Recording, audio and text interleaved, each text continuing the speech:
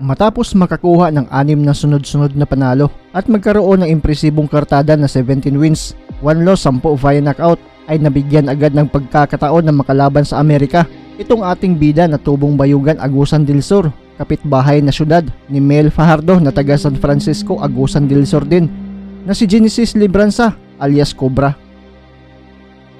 Makakalaban niya ang Amerikanong si Gilberto Mendoza para sa 8 rounds non-title fight at undercard sila sa labang Tank Davis versus Hugo Ruiz.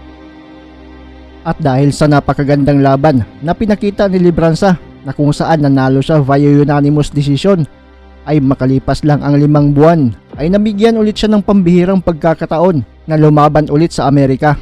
At di basta-basta dahil undercard siya sa labang Manny Pacquiao versus one-time Keith Thurman. Isang Mexican-American ulit ang kanyang makakaharap, ang knockout artist na si Carlos Maldonado na may record na 11 wins, 7 via knockout. Sa isang interview ay sinabi ni Libranza na talagang todo ensayo daw talaga siya sa laban na to dahil gusto niyang magkaroon ng impresibong panalo, lalo na't undercard siya sa laban ni Pacman na ating pambansang kamao. Ating balikan ang laban ni Genesis Libranza alias Cobra kontra sa knockout artist na Mexican-American na si Carlos Maldonado. Muli nating panoorin kung paano pinabilib ng kapitbahay ni Mel Fajardo si Manny Pacquiao na ating pambansang kamao.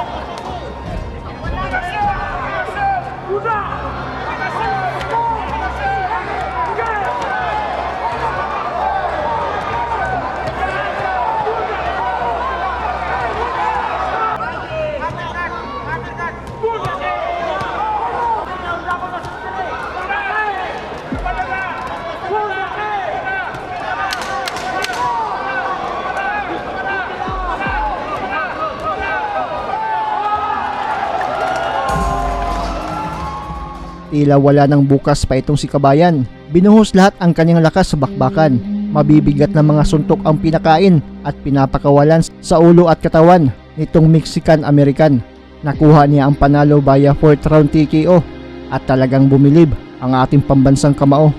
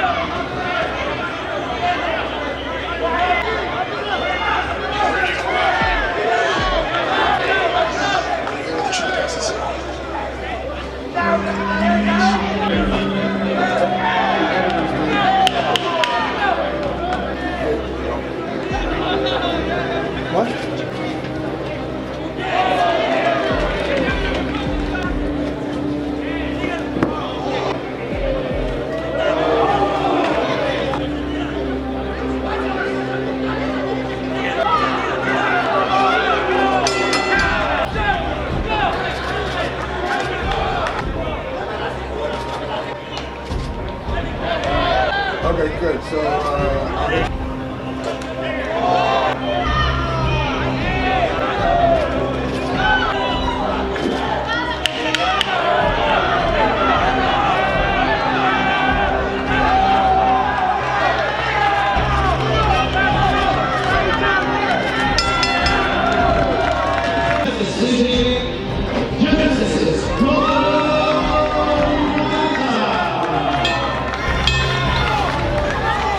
pala si Kenneth Super, Philippine Youth Champion sa lumalaban sa Bantamweight Division.